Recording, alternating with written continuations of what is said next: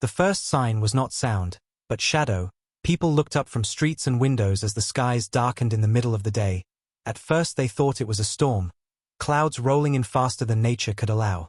But then the shapes became clear, thousands upon thousands of massive vessels covering the heavens, stretching so far across the horizon that no end could be seen.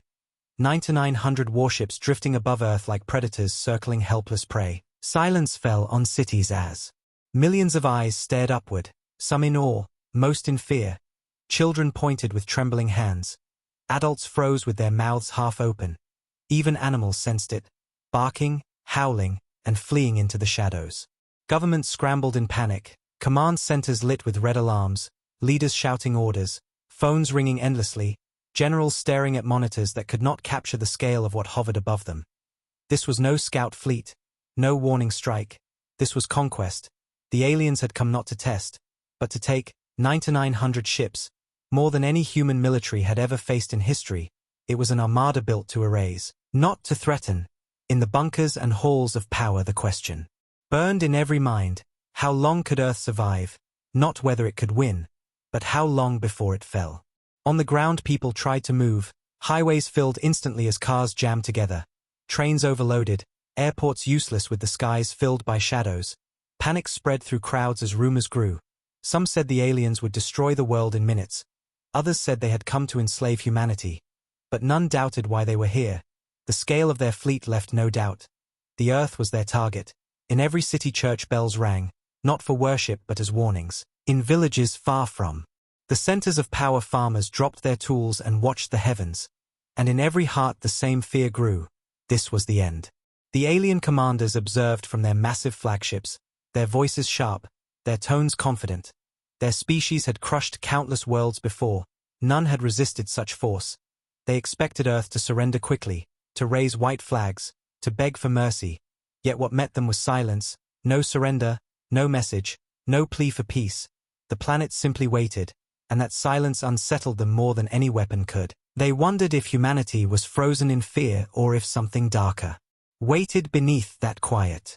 The first hours passed slowly. The fleets held their positions, their shadows casting night over half the globe. Soldiers within the alien ships prepared for deployment. Their weapons charged, their armor gleaming. They joked among themselves about how fast this war would end.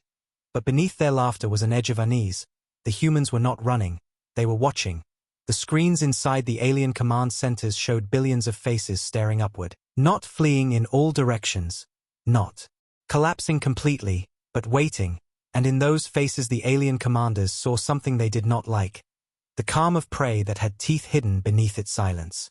In human cities the fear deepened with every hour, yet alongside fear something else stirred: determination. Families gathered together, whispering prayers. Soldiers kissed photographs before loading their rifles. Pilots checked their machines one last time. Engineers locked hidden bunkers and armed weapons no alien eyes had ever seen. Secret preparations long buried beneath the ground now came alive, lights flickering in old tunnels, machines rumbling to life. Humanity had feared this day, but it had also expected it. And waiting in silence was not weakness, it was patience. As the second day dawned, the alien fleet finally moved. Warships shifted into attack formation. Thousands of weapons aimed downward, the heavens alive with light. Commanders shouted orders, and the first volleys of fire tore through the sky. Explosions thundered across the planet. But the humans did not break. From deep silos hidden in deserts and mountains, from submarines buried in the oceans, from satellites long thought to be harmless eyes in orbit, humanity answered. The first counterstrikes roared upward, streaks of light carving through the void, cutting into the armada. And the impossible happened: alien warships burned. Cities trembled with both fear and hope as people saw fire raining not only down upon them but upward into the invaders. The aliens reeled, their commanders shouting in shock. This was not supposed to happen. Earth was supposed to crumble at first contact. But instead the planet itself fought back. Silence turned to defiance, and the armada understood the truth too late. They were not facing a raid, not a fragile world ready to bow, but a species that had been waiting in shadows, preparing for a war the galaxy never thought it could fight.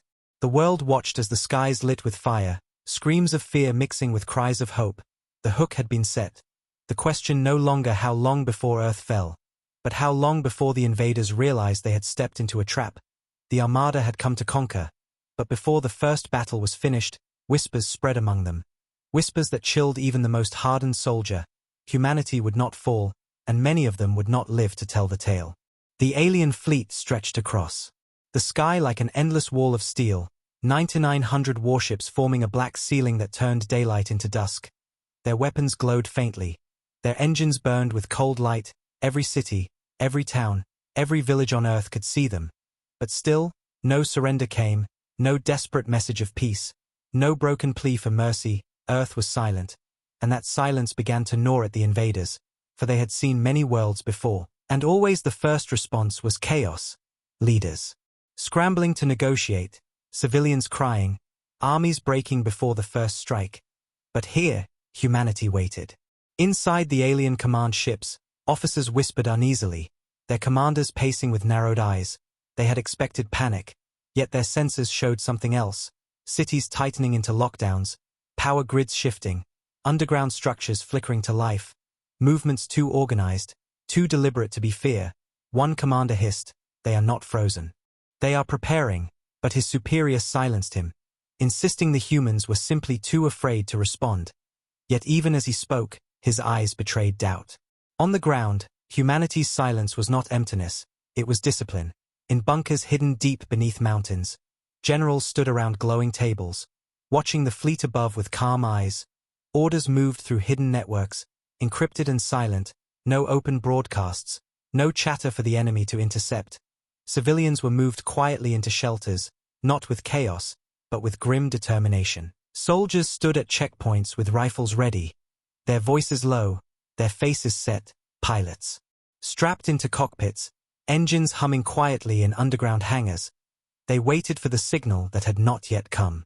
Families huddled in apartments and basements, radios silent, television screens black.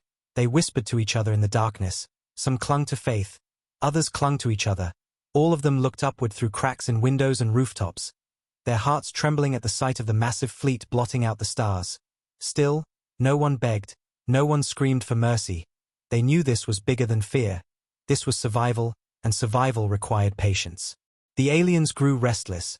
Their commanders sent demands across every channel: surrender, kneel, give up your weapons.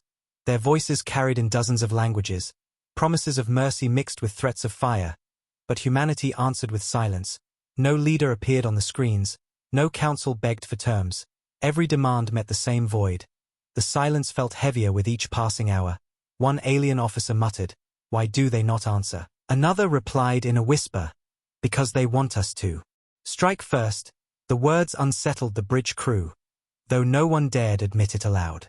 High above, the alien admirals argued in private chambers. Some demanded immediate bombardment, crush them quickly, prove the strength of the armada. Others warned that humanity's quiet was not fear but calculation. One elder admiral, his skin lined with years of conquest, growled, "I do not like this. I have seen prey before, and this is not prey." Still the order was delayed. The fleet held position, watching, waiting, as if the silence itself was a weapon turned against them. In the streets of Earth's cities the people whispered, "Why do they not attack? Why do they wait?" Children asked their parents, "Will we be safe?" And the parents lied softly, "Yes," while staring upward with fear in their own eyes. But hidden among the fear was something else: resolve. Humanity was not begging because it had already made its choice. It would fight. Whether it could win or not did not matter. Surrender was never an option. And the silence became the answer the aliens could not understand. Hours turned into a full day, the alien fleet still hanging above, engines glowing, weapons primed, soldiers inside their warships restless and eager. But whispers of unease grew stronger. The humans had not panicked. Their world had not collapsed. Instead it seemed to grow stiller, quieter, more focused, like a predator waiting in tall grass, unseen but ready. Some alien soldiers stopped laughing, stopped boasting about easy victory. Their hands twitched on their weapons. Their eyes darted to the windows, as if expecting the shadows themselves to strike. Inside human command bunkers, generals studied maps, watching the enemy patterns, waiting for the moment they knew would come. Humanity's silence was not endless. It was the breath before the roar. A pause sharpened into a blade. One general whispered to another, "Let them think we are broken. Let them think we are afraid. When they strike, we will answer. The words carried through the underground chamber like thunder, though spoken in a voice barely above a whisper. And so the world waited beneath the shadows of 9,900 ships, the silence stretching longer, thicker, pressing against both invader and defender, until even the alien commanders felt its weight.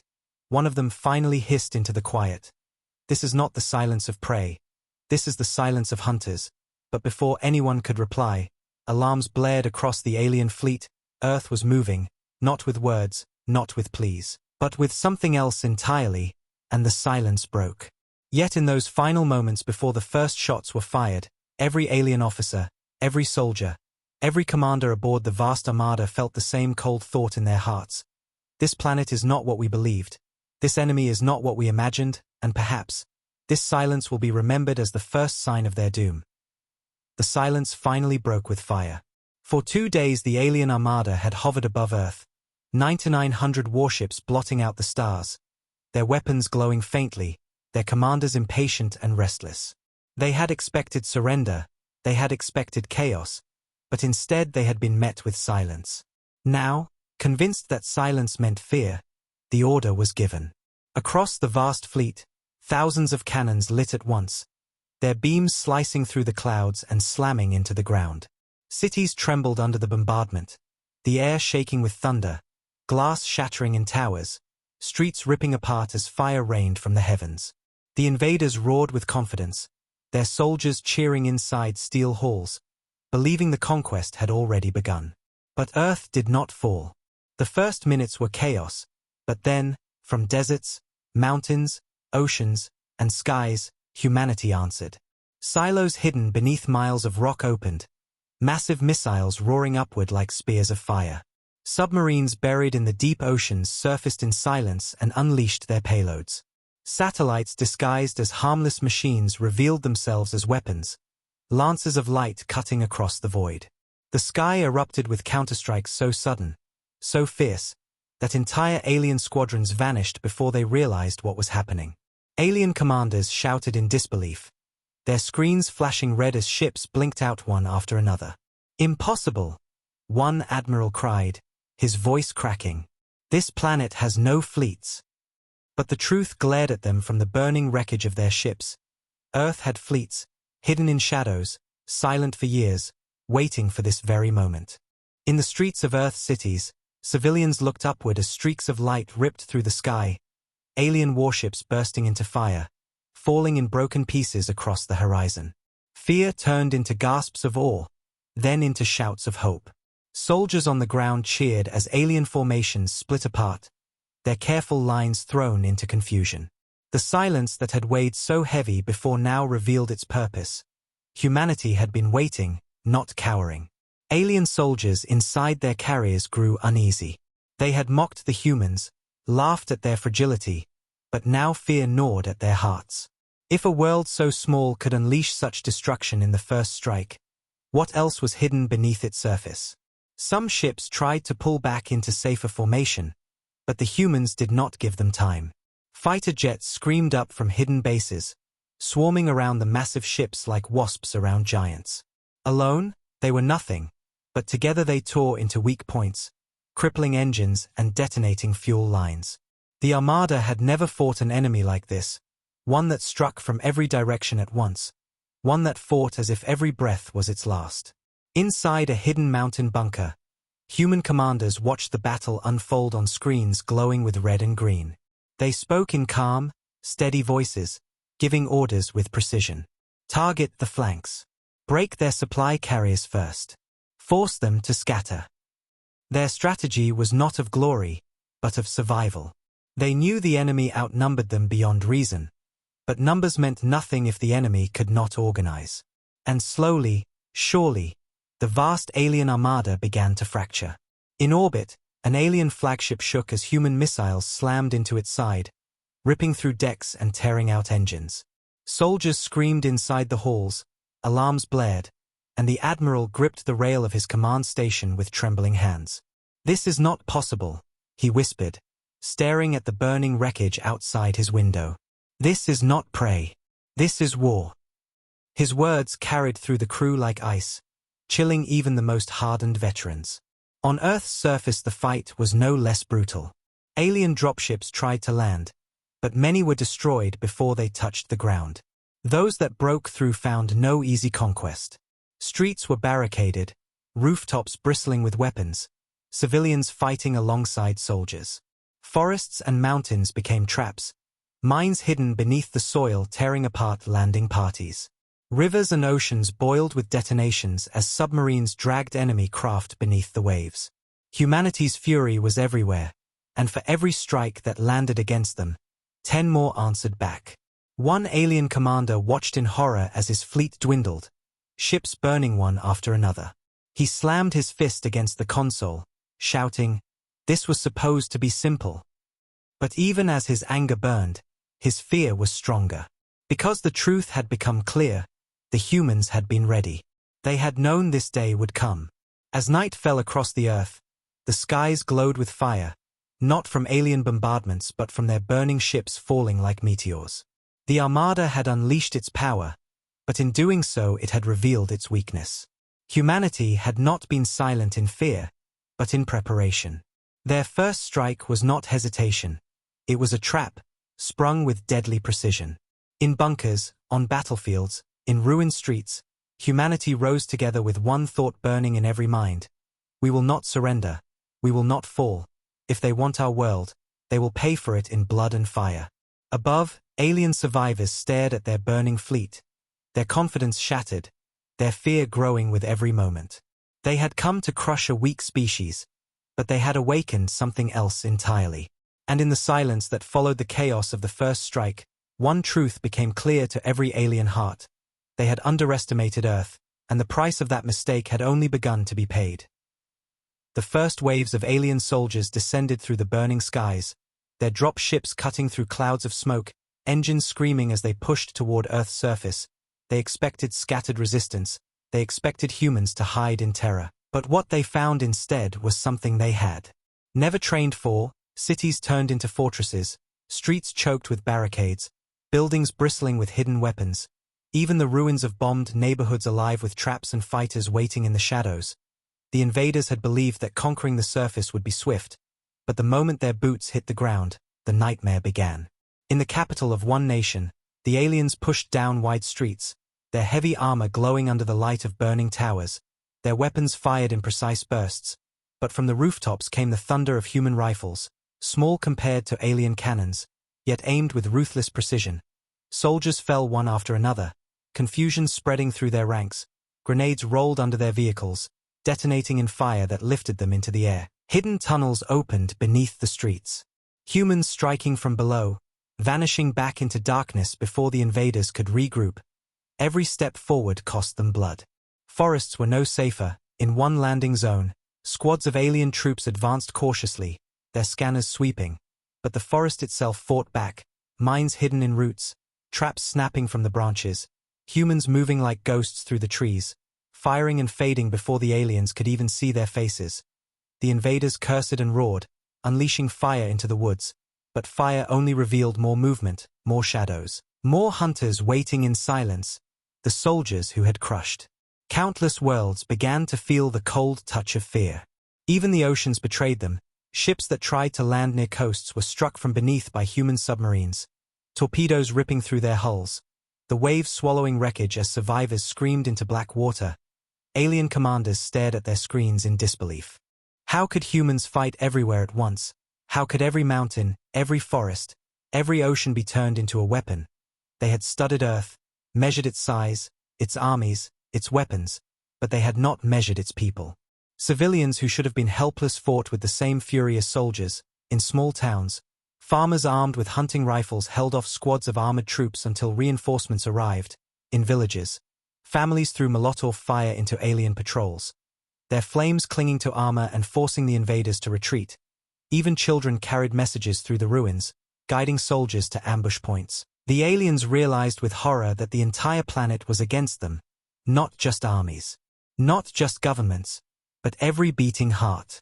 Inside one alien dropship, a commander watched through cracked windows as his soldiers fell in every direction. He hissed to his second-in-command, "This is not war. This is madness." The second officer trembled, their eyes darting to the streets below. The humans fight as if every stone, every tree, every river is alive with them. They do not defend, they hunt. The commander said nothing, because deep down he knew it was true. In underground bunkers, human generals coordinated every move, their voices calm over encrypted lines: strike here, vanish there, let them believe the city is weak, then hit them harder. They did not waste soldiers on glory. They did not waste weapons on show. Every action was survival sharpened into strategy, and survival had taught them well. The aliens thought numbers would crush resistance, but the more they pushed, the more they bled. One city became a symbol. The invaders dropped thousands of troops onto its streets, expecting to take it within hours, but days passed, and the city still stood, every window a gun, every alley a trap, every ruined building a fortress. The aliens advanced block by block, but with each block they lost more soldiers, more machines, more morale, and when they finally pulled back to regroup, human flags still waved above the smoke. In the alien fleet above, panic spread quietly, reports of resistance filled the command decks. Officers shouted about lost battalions, destroyed transports, missing squads. Some tried to insist it was only temporary, that overwhelming force would still bring victory, but others whispered the truth: we are not fighting prey, we are fighting predators who know their land better than we ever will. The soldiers on the ground felt it most, their fear growing with every step, their helmets heavy, their hearts racing. They had trained for war, but not for this, not for enemies who fought like shadows, who struck and vanished, who seemed to rise from the earth itself. Many began to avoid the forests. Many refused to enter tunnels. Some even froze at the sight of civilians, afraid that every face hid a fighter behind it. The unexpected resistance spread across the planet, and slowly, the aliens realized their mistake. 9,900 ships might dominate the skies, but ships could not hold the ground. The ground belonged to humanity, and humanity had no intention of giving it up. The silence that had unsettled them before was now understood.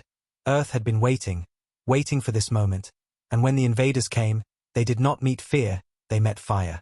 As the day ended, the aliens who survived their landings retreated back into their ships, dragging wounded comrades, their armor scorched, their weapons empty. The streets they had expected to conquer were littered with their dead, and in the shadows of ruined buildings, human eyes watched them go, silent, unbroken. The message clear without a single word: Earth was not prey, Earth was the trap, and the hunters had just begun their hunt. The skies above Earth burned with the wreckage of fallen ships, trails of fire streaking across the horizon like dying stars. Yet still thousands of alien warships remained, their weapons charged, their formations reforming as commanders shouted furious orders across the void. The first shock of resistance had shaken them, but now they believed sheer numbers would crush the humans. 9,900 ships against a single world. It was only a matter of time, or so they told themselves. The truth, however, was already slipping through their fingers. On the ground, human soldiers moved like shadows, striking and vanishing before the invaders could regroup. In the forests, ambushes swallowed entire squads. In the cities, every street corner became a wall of fire, and in the oceans, submarines continued to rise from the deep, crippling carriers before diving back into darkness. Alien commanders tried to regain control, but messages from the surface carried only chaos. Every attempt to hold ground ended with more losses. Every stronghold turned into a grave. Inside a vast alien flagship, admirals argued, their voices sharp.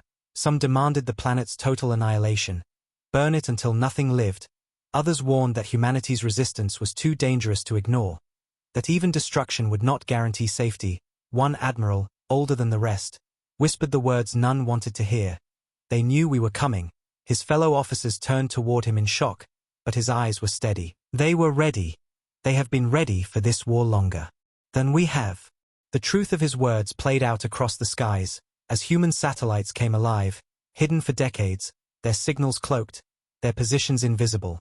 Now they turned their weapons toward the armada. Beams of energy and swarms of guided missiles cut through alien formations, scattering them into chaos. Squadrons tried to reform, but the humans struck with precision, targeting supply carriers first, tearing open the ships that fed the fleet, destroying fuel lines, leaving massive vessels adrift. In underground bunkers, human generals moved calmly, their voices steady as they directed the war. Target the weak points, split their lines. Never fight the whole. Their strategies were not born from superiority. But from survival, humans had learned long ago that survival meant turning weakness into strength. Now those lessons unfolded across the stars. Alien ships burned one after another, their vast numbers useless when their formations shattered.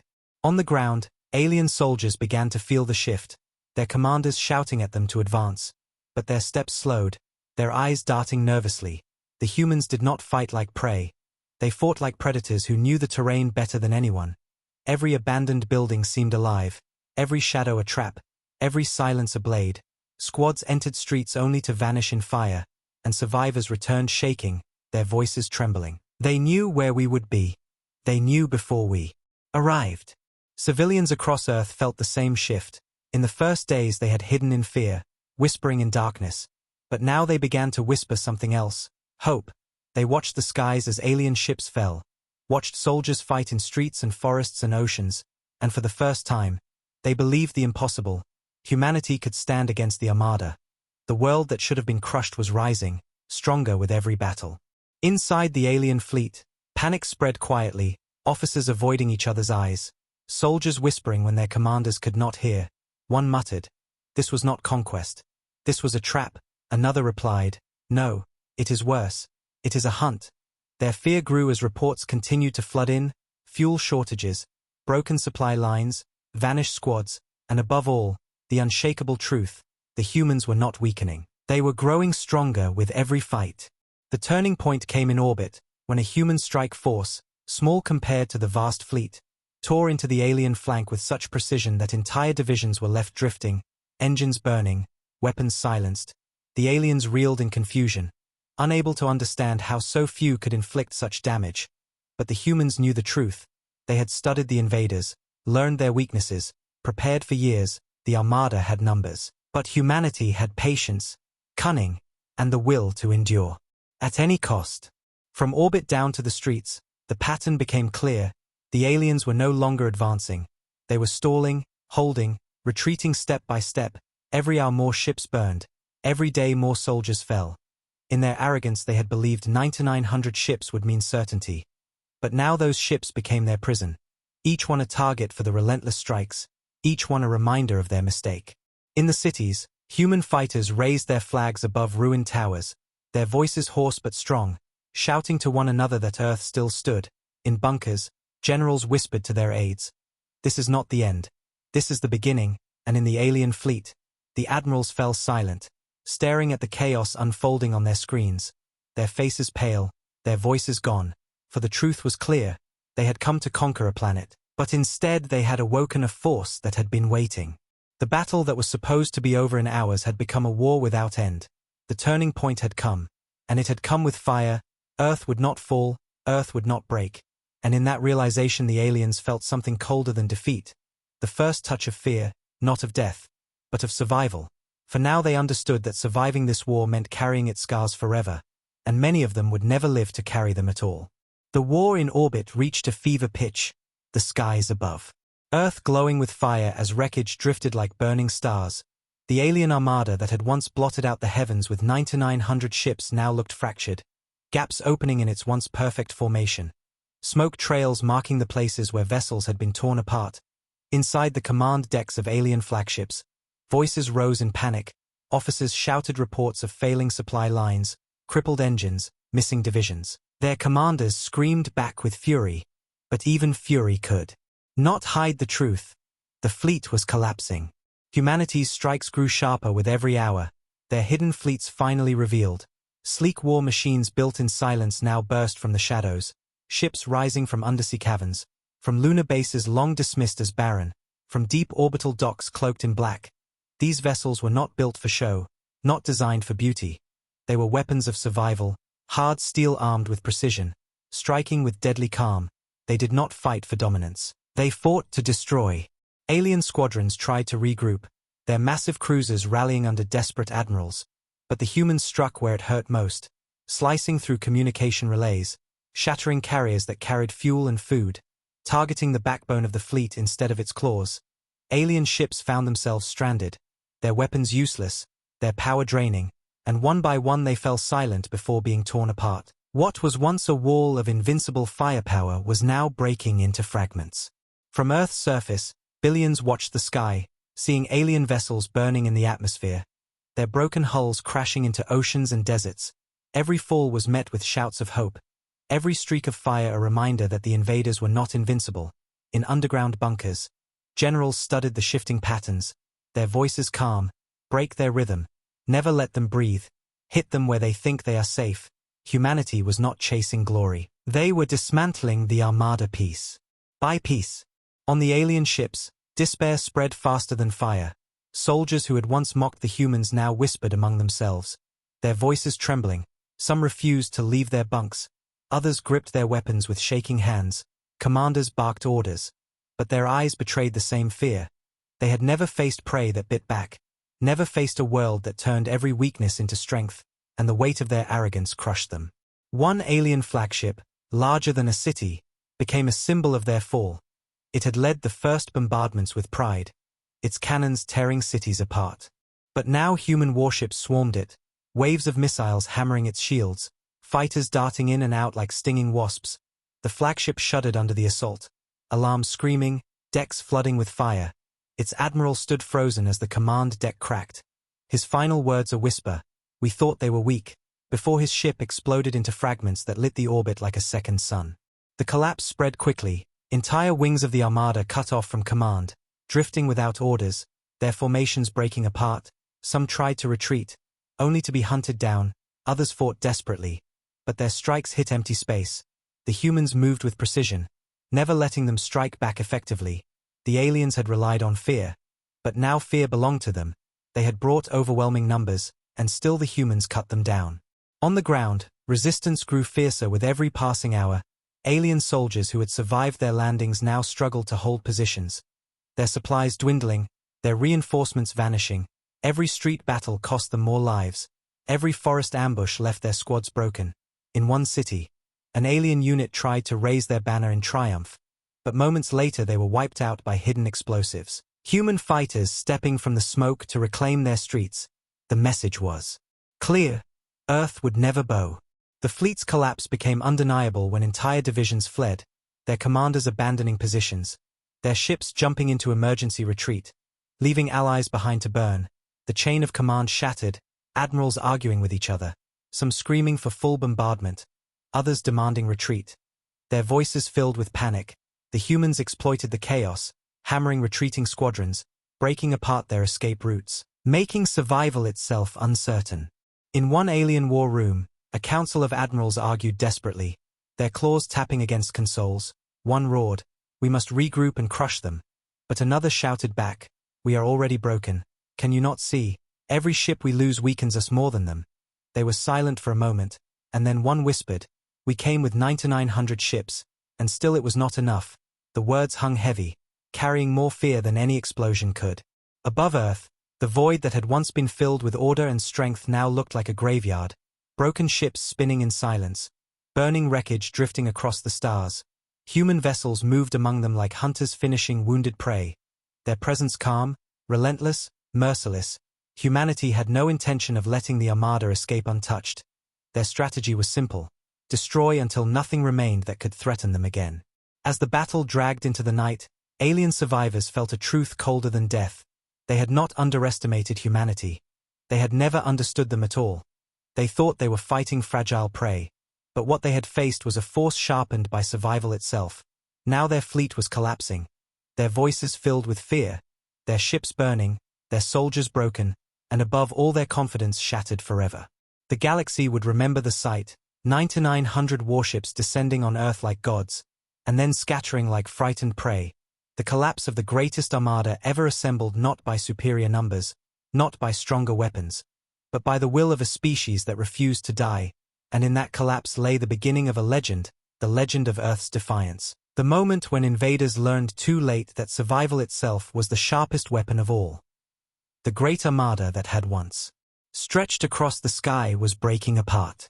Ships that had hung in perfect formation now scattered like frightened birds, their engines burning bright as they fled from Earth's orbit. What had begun with 9,900 warships descending like gods had turned into a storm of chaos, each vessel fighting not for conquest, but for survival. The humans had struck with precision, tearing their lines to pieces, cutting their supplies, turning their overwhelming numbers into nothing more than targets. Now, those who survived thought of nothing but escape. In the command decks of the remaining flagships, admirals shouted in panic, their voices cracking as they tried to rally what was left. "Hold the line," one screamed, but his words were drowned by alarms as missiles tore into his vessel, ripping through decks and sending bodies into the void. Others gave desperate orders to retreat, their once proud voices trembling. Crews that had marched into battle with laughter now scrambled like prey, shoving past one another in corridors filled with fire and smoke. Every alien soldier felt the same thought pressing into their hearts. This was not victory delayed, this was defeat undeniable. On the surface, alien squads abandoned positions, dragging their wounded back toward landing ships. Once they had walked Earth's streets with arrogance, weapons raised high, banners glowing with symbols of conquest. Now they stumbled through rubble, their armor scorched, their banners torn and useless. Some fired wildly into shadows where humans moved unseen. Others dropped their weapons entirely, too broken to fight. They had thought they were predators, but Earth had taught them the truth. They were prey in a place where every street, every tree, every mountain turned against them. Human soldiers pushed forward with relentless precision. They did not fight for glory, they did not pause to celebrate. They pressed on like a tide that would not stop until every invader was gone. In ruined cities, fighters cleared block by block, driving out stragglers with ruthless efficiency. In forests and mountains, guerrilla fighters hunted down retreating squads, striking from shadows, vanishing before the survivors could even scream. Even in the oceans, alien wrecks floated lifeless while submarines patrolled, ensuring none escaped unnoticed. Humanity had turned the entire planet into a battlefield, and no invader could escape its grasp without scars. From orbit, the survivors saw the truth written in fire. Thousands of ships had fallen, their wreckage burning in Earth's atmosphere, raining down as ash and molten metal. The survivors were few compared to the vast fleet that had arrived, and they carried terror inside them that no weapon could erase. They no longer spoke of conquering Earth. They no longer dreamed of enslaving humanity. Their only words now were whispered in dread. Survive, escape, flee. One alien captain sat slumped in his command chair, his claws trembling as he stared at the void outside. His ship, once part of the Great Armada, now limped through space with half its engines gone. "How?" he whispered to no one, his voice hollow. "How did they know? How could they fight us like this?" His crew avoided his gaze, their faces pale with fear. None had an answer, because the truth was beyond their understanding. Humanity had not fought with numbers or technology alone. They had fought with a will that refused to break, and that will had turned an impossible battle into slaughter. In the corridors of the retreating ships, whispers spread faster than orders. Soldiers muttered to each other that Earth was cursed, that its people were demons, that they were not fighting mortals but something else entirely. One young alien soldier clutched his weapon with shaking hands, his eyes wide, whispering again and again, "They don't die. They don't stop." His superior barked at him to be silent, but even the officer's voice cracked. Fear had spread like poison, eating away at discipline until nothing remained but panic. As the last retreating groups launched into orbit, they looked back at the blue planet they had come to conquer. It still stood, scarred but unbroken, its skies alive with fire, its surface bristling with defiance. Humanity had not just defended its world, it had sent a message written in blood and flame. No invader would ever take Earth without paying a price too high to bear. The aliens carried that message with them as they fled, etched into their memories deeper than any wound. In underground bunkers, human generals watched the retreat with grim eyes. They did not cheer. They did not celebrate. They knew this was not the end. Survivors would return to their people, spreading tales of terror, and the galaxy would learn of Earth's defiance. But for now, humanity had done what no one thought possible. They had broken an armada of 9,900 ships and sent the survivors fleeing in fear. Among the alien survivors, silence filled the halls. The officers no longer spoke of Earth as a target. They spoke of it as a warning. Some swore never to return. Others whispered that even speaking the name of the planet invited doom. And yet all of them knew one thing: they would never forget. The image of human eyes staring up from a burning world, unbroken, unafraid, would haunt them forever. The retreat of fear became legend before the last ship even left orbit. Across the galaxy, the survivors would tell the tale, their voices shaking as they repeated the words that would echo for centuries. 9,900 ships went to Earth. Only a handful returned. And every world that heard those words would tremble, because they knew that if humanity could stand against such a storm and survive, then no power in the stars was truly safe from them.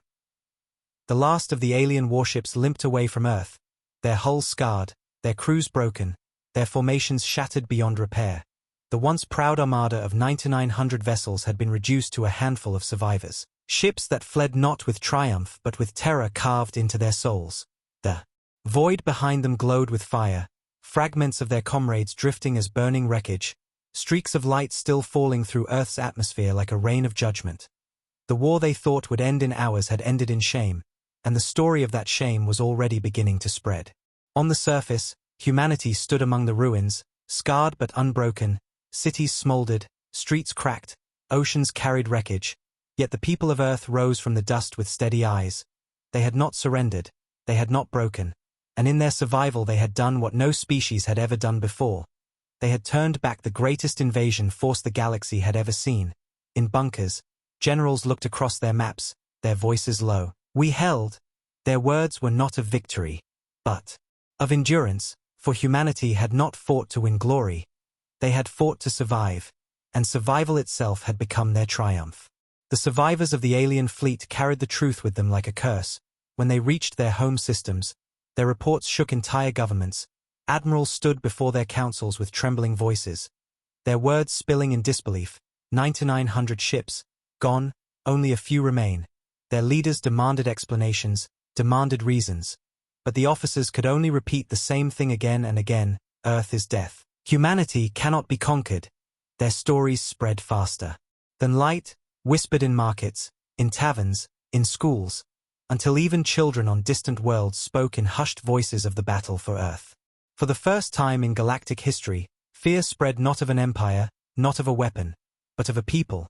The name of humanity became legend overnight. Some called them demons, others called them predators in disguise, and still others swore they were cursed, but all agreed on one truth: to challenge Earth was to invite destruction.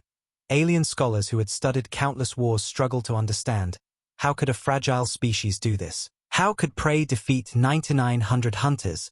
But the answer was always the same, whispered by those who had seen it with their own eyes. They fight because they cannot stop. In the quiet halls of the Galactic Council, the debate turned bitter. Some demanded Earth be destroyed before it grew stronger. Others trembled and whispered that to try again would doom them all. One elder counselor leaned forward with weary eyes, speaking the words that silenced the chamber. It is not their weapons that defeated us. It is what they are, survivors. The chamber froze, because deep down, everyone knew it was true. On Earth, the people mourned their dead, burying their loved ones in silence. But alongside the grief was pride. Families whispered to children that they had stood against the greatest fleet the stars had ever seen. And they had endured. In ruined cities, flags were raised once more, not as symbols of dominance but as reminders that Earth still lived, that humanity would not bow. Across every nation, every survivor carried the same thought: we will never be prey again. The handful of alien ships that escaped became wandering messengers of fear, their crews scarred, their eyes haunted. They avoided questions, avoided details, but whenever pressed, they whispered the same line: we saw their eyes, we saw their fire, we saw death itself. One soldier who had once boasted of Earth's conquest spent the rest of his life silent, flinching at shadows, muttering in the dark, they don't stop, they don't die, they don't forgive. Generations later, the tale would still be told, not by humans but by the galaxy itself. 9,900 warships went to Earth. Only a handful returned. Children of distant stars would shiver as their teachers spoke of the battle. Merchants would cross themselves when passing Earth's name in records. Admirals would hesitate before ever pointing their fleets toward the blue planet, because legends are not forgotten. And Earth had become a legend written in fire and blood. The humans themselves said little. They did not boast. They did not spread their story. They simply rebuilt, scar by scar, stone by stone, their silence heavier than any victory song. But the silence carried across the stars louder than any words. The galaxy knew. The invaders knew. The survivors knew. Humanity was not prey, not weak, not fragile. They were the most dangerous force born of survival. And no one who had seen the fall of 9,900 ships would ever forget it. Thus the legend of Earth began, not in triumph, not in conquest, but in survival, and survival was enough to terrify the galaxy forever.